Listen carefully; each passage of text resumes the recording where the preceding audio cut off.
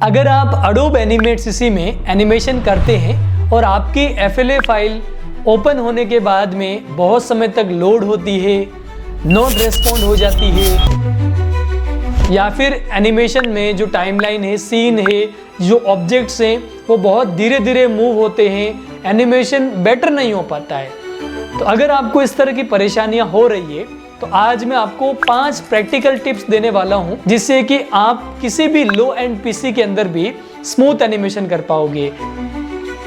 अब आपका लो and PC है लेकिन उसमें भी आपकी SSD भी लगी हुई है, रैम भी 16 GB है, लेकिन फिर भी हैंग करता है, तो क्या ऑप्शन है कि आप उसमें स्मूथ एनिमेशन कर सको। तो मैं आपको प्रैक्टिकल टिप्स दे रहा हूं जो कि मैं ऑलरेडी यूज करता हूं और आपको भी बताऊंगा। Number 1, Illustrator files.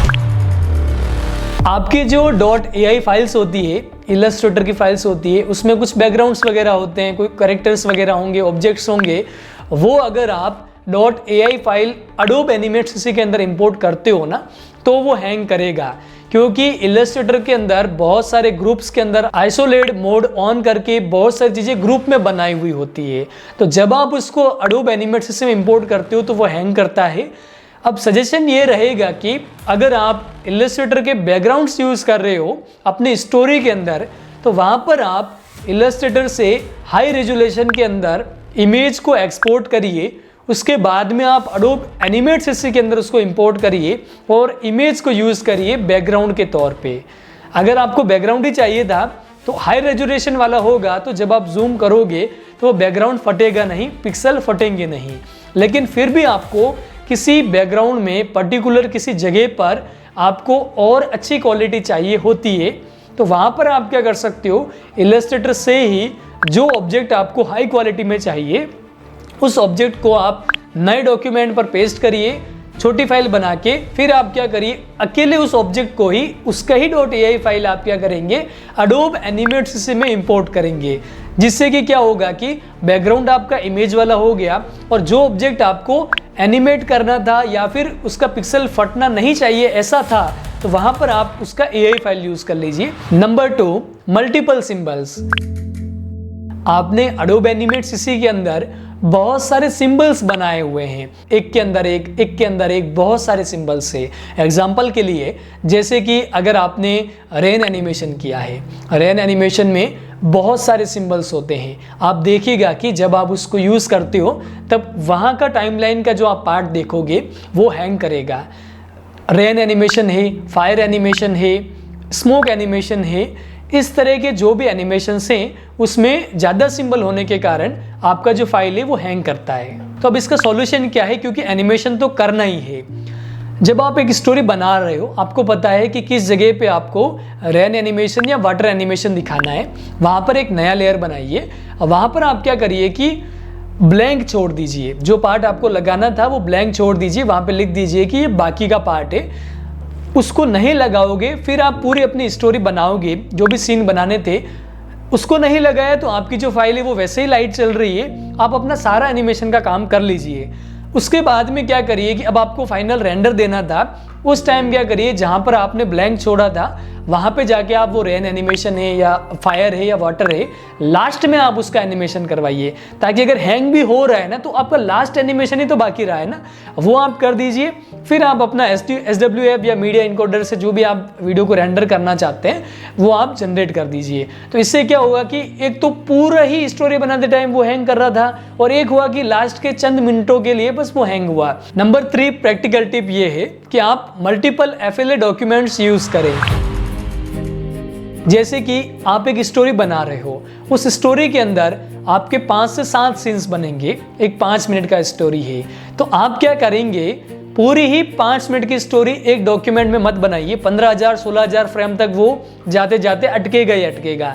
तो आप क्या कर सकते हैं कि 1-2 मिनट की स्टोरी जो है वो आप एक डॉक्यूमेंट पे बना लोगे, उसके बाद की स्टोरी आप नए डॉक्यूमेंट पे बनाइए, क्योंकि ज़्यादातर लोगों को प्रॉब्लम क्या होती है कि बड़ी स्टोरी एक ही डॉक्यूमेंट में बनाओगे, मान लो आपने क्लोज किया फिर वापस ओपन किया तो वो बहुत लंबे समय तक लोड करेगा, हो सकता है कि नॉट रेस्पॉन्डिंग की प्रॉब्लम आए, फाइल क्रैश कर जाए। तो उससे बढ़िया ये है कि आप क्या करोगे, 1-2 मिनट की स्टोरी बनाओगे, फिर बाकी का पार्ट आगे वाले डॉक्यूमेंट में बनाओगे। कैसे, बेसिकली लेयर कॉपी करोगे, नए डॉक्यूमेंट बनाओगे, वहाँ पे लेयर पेस्ट करोगे, जितने भी इस साइड की जो फ्रेम्स थी वो हटा दोगे, लास्ट वाले की रखोगे, उससे आगे का एनिमेशन कर दोगे। इससे आपका काम काफ़ी लाइट हो जाएगा। चौथा प्रैक्टिकल टिप ये है कि बहुत सारे लोग Adobe Animate CC के अंदर ही बैकग्राउंड म्यूजिक, साउंड इफेक्ट सारे उसी में लगाते हैं।